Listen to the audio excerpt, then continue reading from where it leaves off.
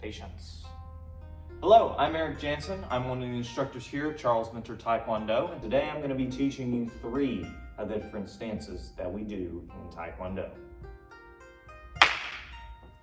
Alright, first up, we're going to be doing the ready stance. That is Jumbi. Jumbi is just the Korean word for ready.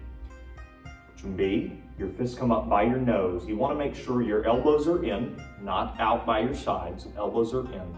Your fists come up just at your nose. The reason is I want to make sure that I can see over top of my guard. Now you want to make sure that your feet are not too far apart for this. There's only a slight bend in our knees, not a complete lockout and not really bent. So it's not a horse stance quite, like I'm squatting. Just a normal stance, just like you're walking around every single day. Knees a little bit bent. So the first application for your Jumbi, your ready stance. You're facing towards your partner, patience. Your hands come up in front of your nose. The reason for this is when they throw a hook, bam, my arms are up. I'm using my elbow or the outside of my hand. I want to try to catch this as high as I can, kind of like a high block, but my hands are already up. If I keep them down here and he throws the hook, it's going to take me a lot longer to get this hand up. Second part is a wrist grab. The partner grabs your wrists, you step back into your Jumbi, you use your elbows, you rotate them over, and punch down. And I can finish off with my part.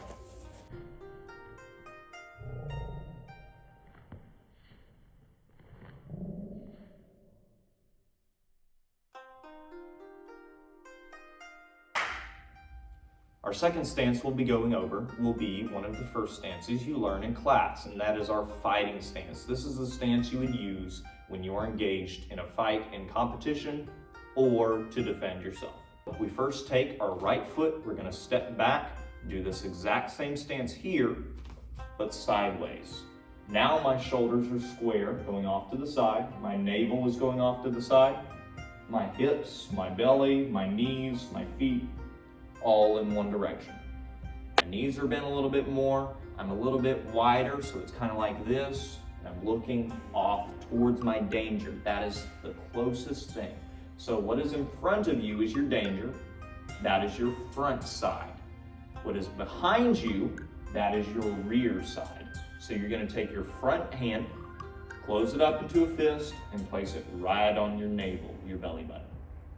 You take your rear hand, and it's going to tuck and hug your ribs, and your fist goes up by your chin or your temple and ear. This is your fighting stance. Your knees are bent. You're not so tense and clogged up, but you're loose and ready. Good. Fighting stance.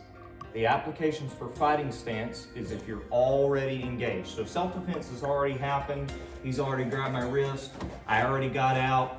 Now is my fighting stance. Okay? So I'm keeping my elbow down, so if he throws a punch, instead of hitting me in the ribs, he's hitting me in the shoulder or the arm.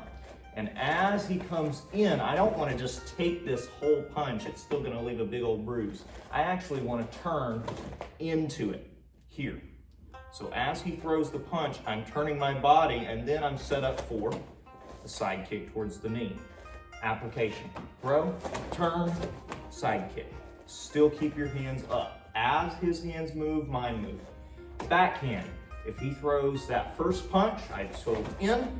If he throws the backhand, my backhand is up to keep it off me.